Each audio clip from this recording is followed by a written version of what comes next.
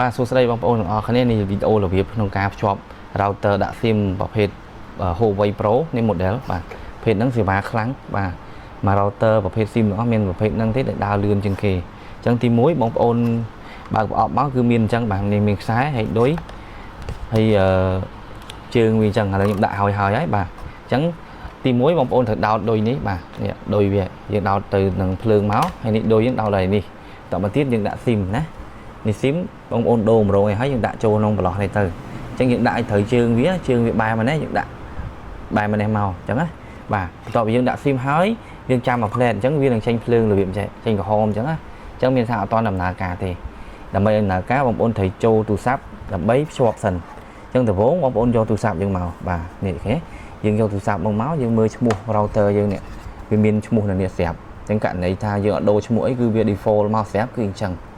វាមាន2ឈ្មោះអញ្ចឹងណាអញ្ចឹងឥឡូវយើងយកមកយើងរើសមើលនេះវាខ្ញុំអញ្ចឹងណាខ្ញុំឥឡូវកំពុងតែភ្ជាប់កាមេរ៉ានៅហាងអញ្ចឹងណាអញ្ចឹងឥឡូវយើងដាក់ Wi-Fi របស់ router យើងវិញណាអញ្ចឹងបងប្អូនអូមកឃើញ2ឈ្មោះនេះ 5G មួយអានេះធម្មតាអញ្ចឹងបងប្អូនដូរភ្ជាប់មួយណាក៏បានដែរអញ្ចឹងឥឡូវខ្ញុំភ្ជាប់មួយមកចុចភ្ជាប់វាមួយសិនដើម្បីយើង activate router យើងណាអញ្ចឹងចុចហើយវានឹង link ទៅចេះណាបងប្អូន link ទៅអញ្ចឹងណាអញ្ចឹងពេលដែលចេញអញ្ចឹងហើយបងប្អូនអាចចូលបានដើម្បីដូរ password ដូរអីចឹងទៅអញ្ចឹងទី1យើងរកភាសាអង់គ្លេសនេះចុចឡើងនេះបាទចុចហើយយើងយកអ៊ីងគ្លេសហើយ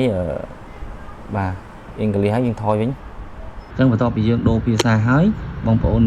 ឃើញភាសាអង់គ្លេសអញ្ចឹងយើងចុចកន្លែង start នេះបាទដើម្បីចូលទៅដូរ password ដូរឈ្មោះអីចឹងណាហើយយើងចុច agree បាទហើយវា load មកអញ្ចឹងបងប្អូនឃើញនេះអញ្ចឹងនេះជាឈ្មោះរបស់ Wi-Fi យើង Wi-Fi 5 GHz ណាអញ្ចឹងបងប្អូនចង់ដូរឈ្មោះក៏បានដែរយើងវាយទៅដាក់ឈ្មោះអីអញ្ចឹងណាតែសេបានអីទេហើយនេះ password យើងចង់ដាក់អីគេដៃនេះខាងក្រោមនេះបាទនេះ Wi-Fi password អញ្ចឹងឥឡូវមកដាក់ក្រេ1ក្រេ2ក្រេ1ក្រេ2ខ្ញុំដាក់តែប៉ុណ្្នឹងណាឥឡូវសម្បែបម្ដងទៀតមកខុស1 2 3 4 1 2 3 4អញ្ចឹងមកអាហ្នឹងសម្រាប់ Wi-Fi ឈ្មោះនេះផ្ទុយ24នេះណាអញ្ចឹងសម្រាប់មួយទៀតនេះ Wi-Fi មួយទៀតនៅខាងក្រោមយើង Wi-Fi 2.4 ណាយើងដាក់ដូចគ្នាមកបាទនេះ1 2 3 4 1 2 3 4អញ្ចឹងយើងដាក់តែ same ទៅដូចគ្នាទៅយើងចុចកន្លែងតែ same អញ្ចឹងក៏បានដែរអញ្ចឹងវាដូច alert ទាំងពីរហ្នឹងដូច alert អញ្ចឹងពេលដែលយើងចុចចឹងហើយអូខេយើងចុចចឹងហើយយើងយក next អូខេបាទ next បាទ next ហើយ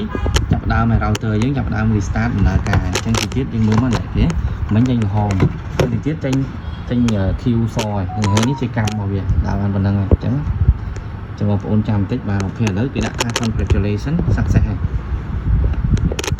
បាទអញ្ចឹង success ហើយឥឡូវឧទាហរណ៍ថាបងប្អូនចង់ដូរ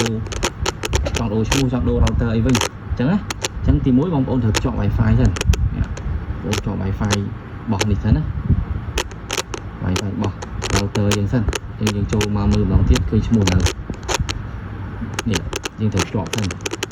យើងភ្ជាប់មកណាឥឡូវយើងមិញយើងដាក់ password ក្រេ1ក្រេ2 2 3 4 អូខេអញ្ចឹងយើងបានភ្ជាប់ហើយ router របស់យើង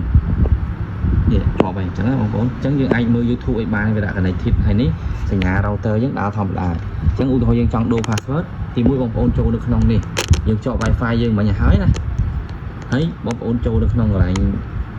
ជ្រោមឬក៏ website មួយមកកុំព្យូទ័រក៏បានណាហើយបងប្អូនវាយ IP នេះដាក់កតុយវានេះកន្លែងនេះបងប្អូនឃើញគេដាក់ IP 192.168.8.1វាយអាហ្នឹងចូលមកឥឡូវវាយដូចខ្ញុំនេះបងប្អូនឃើញនេះ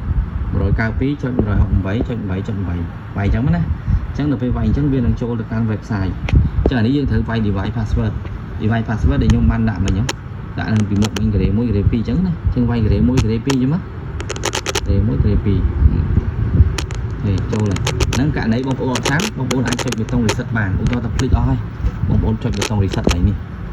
គេមានប៊ូតុង reset គេនេះខាងក្រោយនេះបាទយកយើងធូរបានចុចឲ្យជាប់មកតែជា 3-4 second វា reset ហើយលោតក្រហមយើងអាចជាប់សាមញ្ញបានអញ្ចឹងឧទាហរណ៍ឥឡូវយើងចូលទៅកាន់ router យើងហើយនេះយើងអាចមើលដឹងថា device ណាកំពុងជាប់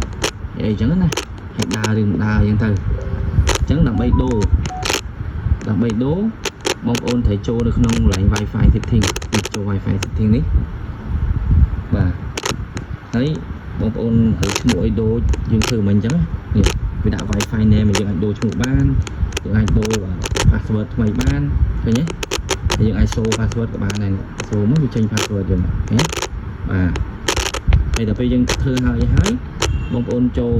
sale màu thôi dùng đồ dùng chạy sale nữa này là đi dùng đồ thì